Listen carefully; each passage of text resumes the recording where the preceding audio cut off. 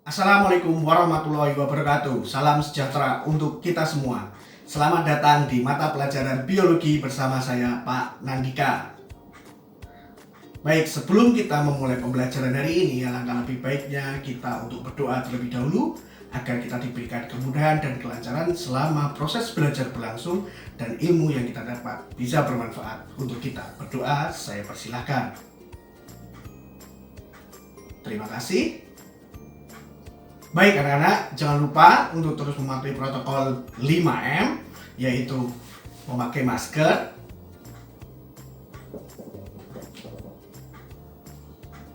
mencuci tangan, menjaga jarak, menjauhi kerumunan, dan membatasi mobilitas atau pergerakan.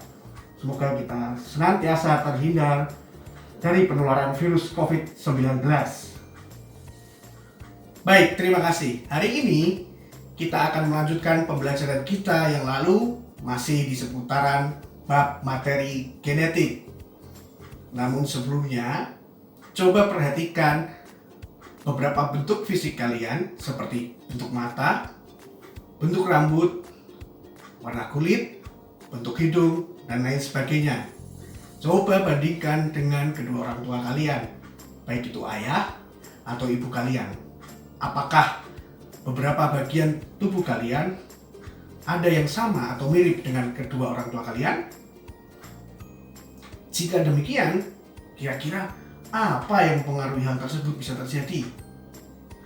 Nah, hari ini kita akan mempelajarinya, yaitu seputar DNA dan RNA pada pewarisan sifat. Fokus pembelajaran kita hari ini, kita akan mempelajari mengenai sifat dari DNA dan RNA, kemudian struktur dan fungsi dari DNA dan RNA, serta yang terakhir adalah jenis-jenis dari RNA. Nah, silakan kalian simak beberapa pengantar umum dari saya berikut ini. Baik, untuk yang pertama, kita akan mempelajari mengenai struktur dari DNA dan RNA. Baik, DNA dan RNA merupakan suatu molekul genetis yang membawa informasi genetik atau membawa sifat-sifat yang nantinya akan diwariskan dari kedua orang tua kepada keturunannya. Nah, struktur dari DNA dan RNA terdiri dari 3 molekul utama, yaitu untuk DNA terdiri dari gula deoksiribosa, gugus fosfat, dan basa nitrogen. RNA memiliki struktur yang hampir sama, namun pada RNA tersusun atas molekul gula ribosa, gugus fosfat, dan basa nitrogen.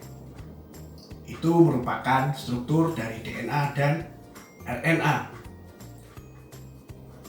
Nah, membicarakan mengenai basa nitrogen, baik pada DNA maupun RNA, terdiri atau tersusun dari 2 macam basa nitrogen, yakni basa purin dan basa pirimidin.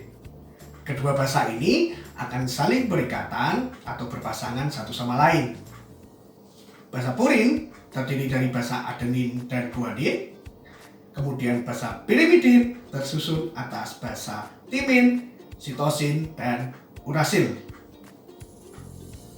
Basa adenin pada DNA akan berikatan dengan basa timin, sedangkan basa guanin akan berpasangan dengan basa sitosin.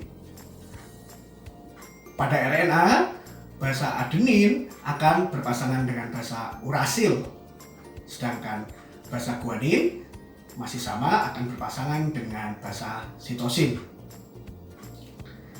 Nah, kedua basa ini harus sesuai pasangannya atau tidak bisa saling acak-mengacak atau saling menyilang. Karena apabila terjadi kesalahan pasangan, maka akan ada kelainan pada DNA yang biasanya nanti akan berlanjut atau terjadi peristiwa yang disebut dengan mutasi. Nah, bab mutasi akan kita pelajari di topik selanjutnya. Nah, pada DNA terjadi proses replikasi atau penggandaan rantai DNA, yang mana ini adalah tahap awal sebelum proses pewarisan atau informasi genetis diterjemahkan dari kedua orang tua yang nanti akan diwariskan kepada anaknya. Proses replikasi ini terjadi beberapa macam, diantaranya yaitu replikasi konservatif, semi-konservatif, dan dispersif. Saat proses replikasi terjadi, rantai DNA akan dibuka atau dipisahkan, sehingga basa nitrogen lama akan direplikasi menjadi basa nitrogen yang baru sesuai dengan pasangannya. Nah, proses pembukaan rantai ini juga dipengaruhi oleh beberapa faktor, diantaranya adalah enzim. Banyak sekali enzim yang terlibat dalam proses replikasi ini. Nah, kira-kira enzim apa saja yang terlibat dalam proses ini? Silahkan, itu juga nanti akan menjadi tugas kalian untuk kalian bahas secara kelompok. Nah, membahas mengenai replikasi ini, beberapa jenis dari RNA juga akan terlibat secara langsung, yang mana juga akan berlanjut kepada proses atau tahapan selanjutnya dalam proses sintesis protein. Nah, itu juga yang harus kalian pelajari untuk persiapan pembelajaran kita selanjutnya. Nah, itulah beberapa hal yang akan kita pelajari hari ini, yaitu mengenai struktur dari DNA dan RNA yang mana terdiri dari 3 molekul utama. Kemudian DNA dan RNA memiliki beberapa jenis basa nitrogen, yaitu basa purin dan basa pirimidin, yang mana kedua basa ini akan saling berpasangan satu sama lain. Kemudian DNA mengalami replikasi yang terjadi beberapa tahap atau beberapa jenis, yang mana ini adalah tahap awal untuk melakukan sintesis protein atau menerjemahkan sifat yang akan diwariskan.